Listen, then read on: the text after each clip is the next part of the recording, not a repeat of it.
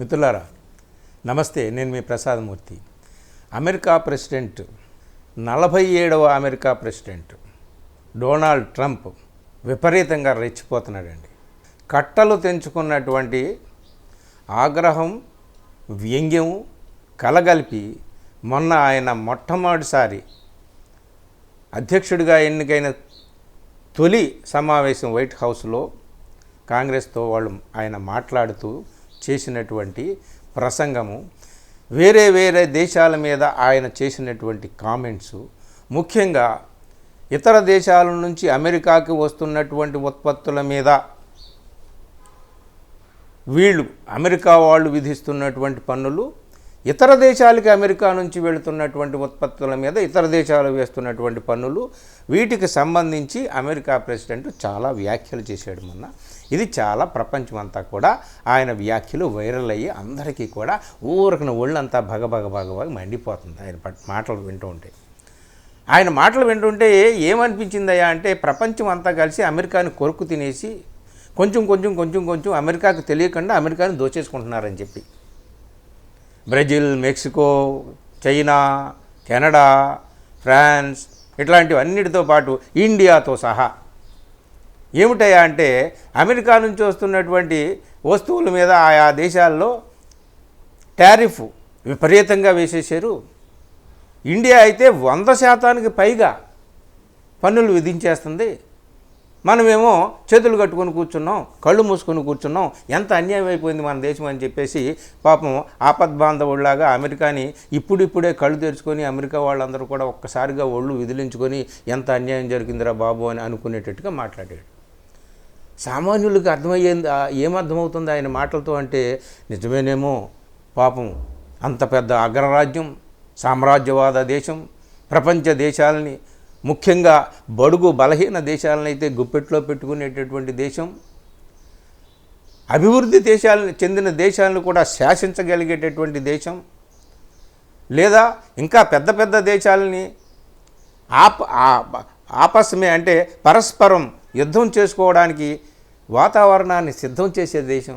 వాళ్ళు యుద్ధం చేసుకుంటే వాళ్ళకి మారణాయుధాలు సప్లై చేసి హాయిగా తెర వెనక కూర్చొని చప్పట్లు చరిచే దేశం అమెరికాకి ఏమిటి ఇంత పెద్ద దౌర్భాగ్య పరిస్థితి ఎలా వచ్చిందని మనం ఆశ్చర్యపోతాం అన్నమాట. కానీ ట్రంప్ చెప్పిన మాటల్లో విషయం అది. ఆఖరికి ఇండియా కూడా అమెరికాని దోచేసుకుంటుంది అని చెప్పేసి. కానీ మిత్రులారా, ఇక్కడ ఆశ్చర్యకరమైనటువంటి విషయం ఏమిటి అంటే, అన్ని దేశాలు ట్రంప్ మీద విరుచుకుపడ్డాయి. ట్రంప్ మాట్లాడినటువంటి మాటల ధోరణి ఎలా ఉందంటే, ఒక అగ్రరాజ్యానికి అధినేతగా మాట్లాడలేదు, ఒక సామ్రాజ్యవాద దేశానికి అధినేతగా యుద్ధంలో నిలబడినటువంటి సైన్యాన్ని ఉద్దేశించి మాట్లాడుతున్నటువంటి సైన్యాధ్యక్షుడిలాగా మాట్లాడాడు. ఇతర దేశాలని రెచ్చగొట్టేలాగా మాట్లాడాడు. తన సైనికుల్ని ప్రోత్సాహం చేసేటటువంటి రీతిలో మాట్లాడాడు. ఇది సాధారణంగా హిట్లర్ ఉపన్యాసాలు మీరు వినండి ఎప్పుడైనా సరే అట్లాగే కనిపిస్తాయి. వాళ్ళ ప్రజల్ని బాగా ఉద్రేకపరుస్తాడనమాట. అట్లాగా అంటే ఒక యుద్ధోన్మాదం బాగా తలకెక్కిపోయినటువంటి వ్యక్తి మాట్లాడినటువంటి మాటల్లాగా అహంకారపూరితంగా ఉన్నాయి ఆ మాటలన్నీ కూడా. అందుకనే వెంటనే స్పందించే దేశాలన్నీ కూడా, చిన్న దేశమైన కెనడా దగ్గర నుంచి, మెక్సికో దేశం దగ్గర నుంచి, ఫ్రాన్స్ నుంచి చైనా దాకా. చైనా అయితే వెంటనే సమాధానం చెప్పింది, చూడు ట్రంప్, నువ్వేం మాట్లాడుతున్నావో తెలుసా? నువ్వు దేనికైనా సరే నువ్వు ఏం చేస్తే దానికి మేము సిద్ధమే. నువ్వు పన్నుల యుద్ధం అంటావా, దానికి సిద్ధం. వాణిజ్య యుద్ధం అంటావా, దానికి సిద్ధం. లేదో ఇంకా అసలేదైనా భయంకర యుద్ధం అంటావా, దానికి కూడా మేము సిద్ధమే. కమాన్, రెడీ.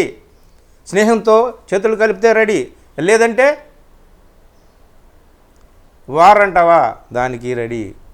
కానీ మీకు మేము లొంగి ఉండము అని చెప్పేసి అమెరికాకి చైనా వార్నింగ్ ఇచ్చింది.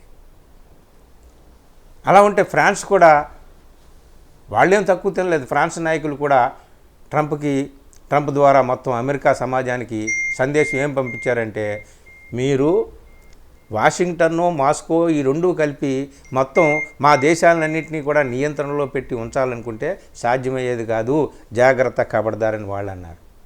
ఆఖరికి చిన్న దేశం కెనడాని కలిపేసుకుందామని చెప్పేసి మరో రాష్ట్రంగా అమెరికాలో కలిసిపోతుందని చెప్పి డంబాలు పలికేటటువంటి అమెరికాకి ఆఖరికి కెనడా నాయకుడు కూడా వార్నింగ్ ఇచ్చాడు.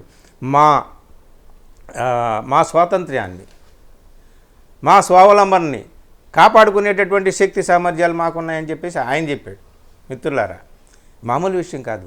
చిన్న చిన్న దేశాల నుంచి చైనా లాంటి పెద్ద దేశం దాకా అందరూ కూడా ట్రంప్ చేసినటువంటి వ్యాఖ్యలకి, ఆయన వ్యంగ్యానికి, ఆయన అహంకారానికి సరైనటువంటి ధీటైనటువంటి సమాధానం వాళ్ళు చెప్తే, మనం మాత్రం ఇలా చేతులు కట్టుకొని, లేదా తల వంచుకొని, లేదా నోటి మీద ఇలాగ వేలేసుకొని మౌనంగా ఉన్నాం. What is this? దీనివల్ల నష్టం ఏమి లేదా మనకి? చాలా పైకి చూస్తుంటుంటే నష్టం ఏముంది? మనం ఎంత పన్ను వేస్తున్నామో వాడు అంతే వేస్తానంటున్నాడు కదా, ఇందులో పెద్ద పోయింది ఏముంది అని అనుకుంటాం. కానీ మిత్రులారా, ఇక్కడ ఒక విషయం మనం గమనించాలి. మన దేశ ఉత్పత్తులు కేవలం అమెరికా కాదు, అన్ని దేశాలకి వెళుతున్నాయి. కానీ అమెరికా నుంచి మన దగ్గరికి ఎంత వస్తుంది, మనది అమెరికాకి ఎంత వెళుతుంది అని చూసుకుంటే, నిన్న పేపర్లలో క్లియర్ కట్ లెక్కలు ఇచ్చారు. $29.6 బిలియన్ విలువ చేసే ఉత్పత్తులు అమెరికా నుంచి మన దేశానికి వస్తే, మన దేశం నుంచి అమెరికా వెళ్ళే ఉత్పత్తుల విలువ ఎంత? $52.9 బిలియన్. ఇక్కడ చాలా జాగ్రత్తగా మీరు అర్థం చేసుకోండి. అంటే ఇంచుమించు సగం ఎక్కువ అమెరికా ఉత్పత్తుల కంటే, అమెరికా నుంచి ఇక్కడికి దిగుమతి అయ్యేదానికంటే అమెరికాకి మనం ఎగుమతి చేసేది అమెరికా దానికంటే సగం ఎక్కువ అన్నమాట. అంటే అమెరికన్ డాలర్ల రూపంలో ఒకవేళ ఇదే నిష్పత్తిలో మనం వేసేటటువంటి సుంకం నిష్పత్తిలో అదే రెసిప్రోకల్ అని అంటున్నాడే, ఇచ్చిపుచ్చుకోవడం అని, నువ్వెంత వేస్తే నేను అంత వేస్తాను అంటున్నాడే, అదే పద్ధతిలో అమెరికాలో అంతే వేస్తే ఎంత మేరకు మన ఇండియన్ ఎకానమీ మీద ఆ భారం పడుతుంది, ఆ మేరకు మన ఇండియన్ ప్రొడక్షన్ మీద ఎంత భారం పడుతుంది, ఆ ప్రొడక్షన్ క్వాలిటీ మీద ఎంత భారం పడుతుంది, దాని ఎక్స్పెండిచర్ మీద ఎంత భారం పడుతుంది, మొత్తంగా ఓవరాల్గా ఉద్యోగుల మీద ఎంత భారం పడుతుంది, ఉద్యోగుల వేటు కూడా ప్రారంభమవుతుంది. ముఖ్యంగా చాలా ఈ మధ్యనే నిన్ననే ఒక వీడియో చూశాను. అదేమిటయ్యా అంటే, అభివృద్ధి నమూనాగా చూపిస్తారే, అమిత్ షా, నరేంద్ర మోడీ ఏ రాష్ట్రం నుంచి వచ్చారు? గుజరాత్. ఆ గుజరాత్ని అభివృద్ధి నమూనాగా చూపిస్తారే, అక్కడ వజ్రాల వ్యాపారం బాగా ఎక్కువ జరుగుతుంది. వజ్రాలు కార్మికులు దాదాపు లక్షల సంఖ్యలో ఉంటారంట. వాళ్ళల్లో చాలామంది ఇప్పుడు రోడ్డున పడిపోతున్నారు. అంటే ఇంచుమించుగా ఇండస్ట్రీలు మూతపడేటటువంటి పరిస్థితి వచ్చింది. ఆటోమొబైల్ రంగంలో 0% టారిఫ్ కావాలని అమెరికా డిమాండ్ చేస్తుంది. మనం దానికి తలొగ్గేటటువంటి పరిస్థితి ఉంది. అప్పుడు దాని దెబ్బ కూడా ఇండియన్ మార్కెట్ మీద పడుతుంది. ఇవన్నీ కూడా. కానీ మనం ఏం మాట్లాడలేదు అసలు. అమెరికా ఇంత ఇండియా ఇండియా ఇండియా అని మాట్లాడితే ఇండియా గురించి ముందు మాట్లాడుతున్నాడు ట్రంప్. కానీ అక్కడికి వెళ్ళి మన పెద్ద ఆయన ఒక ఆలింగనం చేసుకొని జాదూకా చప్పి ఇచ్చి హాయిగా వచ్చేస్తున్నాడు తప్ప దీని గురించి పెద్దగా ఏమీ మాట్లాడినట్టుగా లేదు. మరి ఇప్పుడు కూడా ఏమీ మాట్లాడటం లేదు. ఈ అమెరికా ఈ కొత్త నిబంధనల వల్ల జస్ట్ నెక్స్ట్ మంత్ ఏప్రిల్ 1 నుంచే పెడదామంటే ఏప్రిల్ ఫూల్ అనుకుంటారని చెప్పి ఏప్రిల్ 2 నుంచి పెడతానని చెప్పి ఆయన ఎగతాళిగా మాట్లాడాడు ట్రంప్. ఏప్రిల్ 2 నుంచి అమల్లోకి వస్తుంది. మనం ఎంత టారిఫ్ అయితే వాళ్ళంత టారిఫ్ అనేటటువంటిది. దీని ప్రభావం ఇంత పడుతుందని చెప్పేసి అందరూ కూడా ఆర్థికవేత్తలందరూ కూడా చాలా విపులంగా మనకి విశదీకరిస్తూ ఉంటుంటే మన ఇండియన్ గవర్నమెంట్ ఏం మాట్లాడటంలో స్పందన లేదు. అంత మౌనమే అన్ని సమస్యలకు పరిష్కారం అన్నట్టుగా ఉంది. కాకపోతే ఈలోగా మన వాణిజ్య మంత్రి పీయూష్ గోయల్ ఆయన బృందం అమెరికా వెళ్ళింది. అక్కడ అమెరికా నాయకులతో కలుస్తారట. అలాగే యుఎస్ ట్రేడ్ రిప్రజెంటేటివ్తో కలుస్తారంట. మరి ఏం మంతనాలు చేస్తారో ఏం చేస్తారో కానీ మరి అక్కడ నుంచి సంచిలో ఏ మంచిని మోసుకొస్తారో లేదా ఇంకెంత భారాన్ని మోసుకొస్తారో తెలియదు. కానీ అప్పటిదాకా వేచి ఉండడం కంటే అసలు మనకు తెలిసినటువంటి జ్ఞానంలో ఇండియాకి అమెరికా విధించేటటువంటి కొత్త టారిఫ్ వల్ల నష్టం ఏంటి అనేటటువంటిది సింపుల్గా ఒక చిన్న పిల్లవాడు చాట్ జీపీటీని అడిగినా చెప్పేస్తాడు. నేను వీళ్ళని అడుగుతూ ఎందుకు, ఆరితేరిన ఆర్థికవేత్తలను అడగడం ఎందుకు, చాట్ జీపీటీని అడిగితే సో దీనివల్ల ఏమిటి ఈ అమెరికన్ టారిఫ్స్ వల్ల the impact on the Indian trade market అనేటటువంటిది అడిగితే సింపుల్గా చెప్పేసింది అనమాట. ఏమని, Indian exports become expensive. First point అంటే ఈ ఎక్స్పెన్సివ్ మన మీద అధిక పన్ను విధించడం వల్ల ఏమవుతుంది, ఎక్కువగా అధిక పన్ను వేస్తే ఒక వస్తువు మీద అధిక పన్ను వేస్తే మనం ఏం చేస్తాము, మన రేట్లు కూడా పెరుగుతాయి. ఆ మేరకు ఇతర దేశాల నుంచి వస్తున్నటువంటి వస్తువులు పెరుగుతాయా? సో ఆ మేరకు పెరగకపోతే మన మార్కెట్లో మన ప్రోడక్ట్ విలువ తగ్గిపోతుంది కదా. చిన్న ఎగ్జాంపుల్, ఒక సెల్ ఫోన్ తీసుకోండి, ఇక్కడ తయారైంది, లేదా చైనాలో తయారైంది ఇంకోటి తీసుకోండి, ఇక్కడ తయారైంది ఒక 30,000 ఉందనుకోండి, చైనాలో తయారైంది 20,000 ఉందనుకోండి, దాని ఫీచర్స్ సమానమే అనుకోండి, ఏది కొనుక్కుంటారు? అదే కొనుక్కుంటారు కదా. అలాగా మన గూడ్స్ అమెరికాలో ఎక్స్పెన్సివ్ అయిపోయి అక్కడ మన గూడ్స్ యొక్క అమ్మకం అనేటటువంటిది పడిపోవడం వల్ల రాను రాను వాటి ఉత్పత్తి పడిపోతుంది. దాని దెబ్బ ఇండియన్ ఇండస్ట్రీ మీద పడుతుంది. చిన్న చితకా వ్యాపారం నుంచి పెద్ద పెద్ద వ్యాపారాలు, ఎక్స్పోర్ట్స్ అన్ని రకాలుగా కూడా దెబ్బతింటుందని చెప్పేసి ChatGPT చెప్తుంది, నేను కాదు. ఇంకోటి చెప్పింది ఏమిటంటే స్టీల్ ప్రాబ్లమ్స్ వస్తాయని చెప్పేసి. ఏమని? US put tariffs on steel from other countries like China. This could lead to extra steel being dumped in India which hurts Indian steel companies. So steel tariff విధించడం వల్ల అన్ని దేశాల మీద, చైనాతో సహా, మనం దిగుమతి చేసుకునేటటువంటి స్టీల్ మీద మనం అధికంగా వెచ్చించాల్సినటువంటి పరిస్థితి వస్తుంది. ఇక్కడ మన కంపెనీలు ఆ మేరకు దెబ్బతినేటటువంటి పరిస్థితి వస్తుంది. అలాగే ఎకనామిక్ గ్రోత్ స్లోస్. ChatGPT చెప్పిందండో, నేను కాదు చెప్తాం. ఎకనామిక్ గ్రోత్ అంటే ఆర్థిక పెరుగుదల అనేటటువంటిది స్లో డౌన్ అయిపోతుంది, తగ్గిపోతుంది. నిన్నగాక మన ప్రధానమంత్రి గారు $5 ట్రిలియన్ వెళుతుంది మన భారత ఆర్థిక వ్యవస్థ అని ఆయన చెప్పాడు. $5 ట్రిలియన్ అంటే 5 లక్షల కోట్ల ఆర్థిక వ్యవస్థకి. అయితే చైనా అమెరికాతో మనం పోల్చుకోలేమనుకోండి, వాళ్ళకి 20-30 ట్రిలియన్ రేంజ్లో వాళ్ళ ఆర్థిక వ్యవస్థలు ఉంటాయి. కానీ ప్రస్తుతం ఉన్నది 3 మన ఆర్థిక వ్యవస్థ. ఒకసారి 5 లక్షల కోట్లకి ఎట్లా వెళ్తుంది ఏమిటి అనేది మన వాళ్ళు లెక్కలు చెప్పరు, కానీ గోల్స్ చెప్తారు, లక్ష్యాలు చెప్తారు, ఆశలు చూపిస్తారు, కళలు చూపిస్తారు, అట్లాగా అరిచేతిలో స్వర్గం చూపిస్తారు అంతే.